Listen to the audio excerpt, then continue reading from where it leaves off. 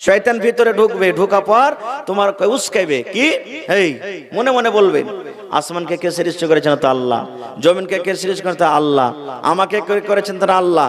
এই করতে করতে করতে শয়তান তোমাকে নিয়ে চলে যাবে। আচ্ছা বলো তো আল্লাহকে কে তৈরি করেছেন?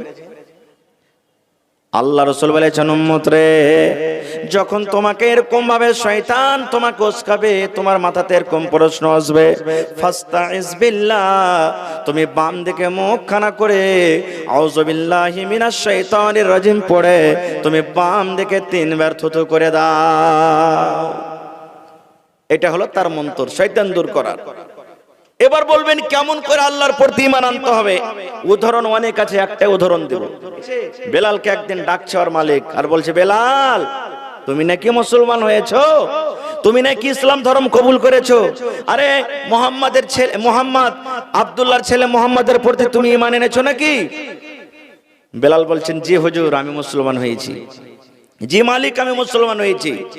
প্রথম দিন ওয়ার্নিং দিচ্ছে বাদশাহ ওর মালিক, যেটা রে বেলাল তুই আমার বাড়িতে থাকিস, তুই আমার বাড়িতে খাস, তোকে আমি কাপড় দিই, তেল দিই, সাবান দিই, সব দিই। এই বেলাল যদি তুই এই মুহাম্মদের ধর্মকে না ত্যাগ করিস, ইসলামকে তুই যদি ত্যাগ না করিস, বাপ দাদার ধর্মে যদি তুই ফিরে না আসিস, তোকে চাকরি থেকে বের করে দেব, তোকে নৌকরি থেকে বাদ দিয়ে দেব, চাকরি থেকে তোকে বাদ দিয়ে দেব। এ বেলাল তুই মুহাম্মদের ধর্মকে ছেড়ে দে। একদিন হয়ে গেল, আবার দ্বিতীয় দিন তার মালিক ডাক দে বলছে, বেলাল রে বল তুই মুহাম্মদের ধর্মকে ছেড়েছিস কিনা? বেলাল রাদিয়াল্লাহু তাআলা আনহু বললেন, এই আমার মালিক,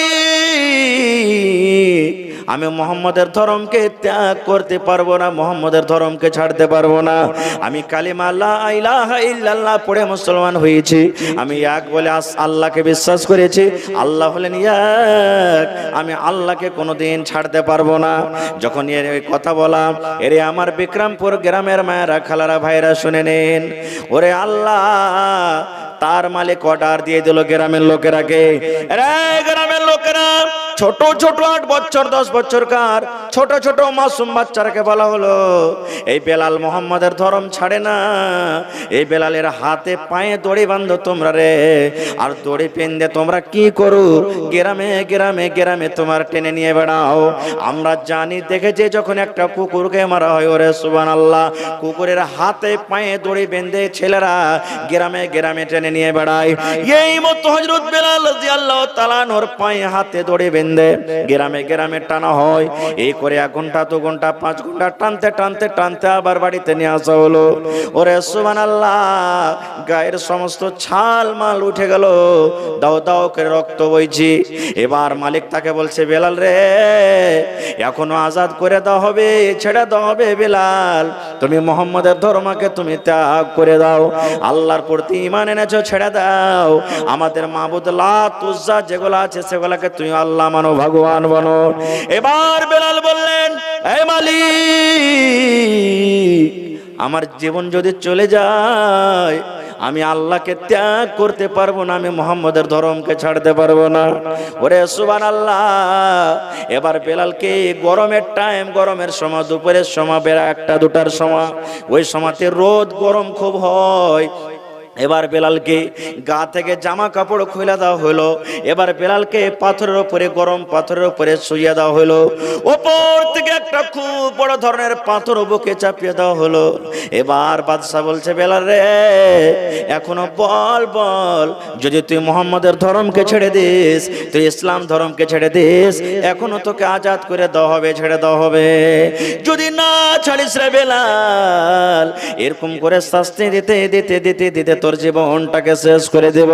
তখন বেলাল কি কথা বলেছিলেন? ওরে সুবহানাল্লাহ, বেলাল এই কথা বলেছিলেন, চাহে দাম নিকল যায় ये बेलाल कहते थे, मेरे मुंह से निकलेगा ला इलाहा इल्लल्लाह, चाहे दम निकल जाए ये बेलाल कहते थे, मेरे मुंह से निकलेगा ला इलाहा इल्लल्लाह, मेरे मुंह से निकलेगा লা ইলাহা ইল্লাল্লাহ। নারে তাকবীর, সুবহানাল্লাহ। বেলাল কি বলেছিলেন জানেন? যে বাদশাহ, তুমি শাস্তি দিয়ে দিয়ে দিয়ে যদি আমাকে মেরে দাও, আমার শ্বাস যতক্ষণ পর্যন্ত চলবে আমার মুখ দিয়ে একটা শব্দ বের হবে, লা ইলাহা, লা ইলাহা। এরকম ঈমান যে আনবে তার জন্য জায়গা কোথায় হবে? জোরে বলেন কোথায় হবে? আরো জোরে বলেন কোথায় হবে? জান্নাতের ভিতরে। এটা হলো আল্লাহর প্রতি ঈমান।